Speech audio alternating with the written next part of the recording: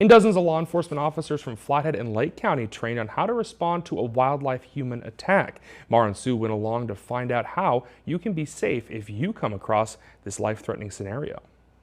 You could be out hiking, walking, or running, and you come across a bear or a mountain lion. Eric Wenham with Fish, Wildlife and Parks says minimize the surprise ahead of time by yelling and clapping. He tells me why surprising wildlife is so dangerous. We've invaded their personal space. Everybody has personal space, that envelope that we feel comfortable with people outside of. Bears have the same thing, and so when we've stepped into that personal space, that's the surprise, that's that startle response. Wenham tells me how a surprise can turn deadly. If they don't feel that they have an adequate escape route where they can just run away into the brush and hide, they'll go ahead and attack. And then what they're doing is they're neutralizing that threat. Wenham says that if you do encounter a bear, the way you respond to a black bear or a grizzly is different. If it's a black bear, fight back. If it's a grizzly, ball up into the fetal position with your hands behind your head, like this, to protect all your vital organs. This is the worst case scenario, and you're attacked. That's where Brian Summers comes in. Summers has been a criminal investigator with FWP for over 30 years. He tells me what a common mistake is for people after they've played dead in this fetal position.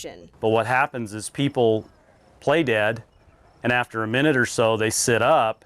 The bear's still there watching to say, hey, did I do a good enough job reducing the threat the first time? And when the person sits up, they come back in and the attack starts again, and a lot of times the second time is much worse than the first. Wenham says bear activity is low this summer due to high huckleberry growth. More huckleberries means bears won't seek food out elsewhere, like garbage cans. However, Wenham and Summers recommend always carry bear spray. In Kalispell, Mara and Sue, MTN News.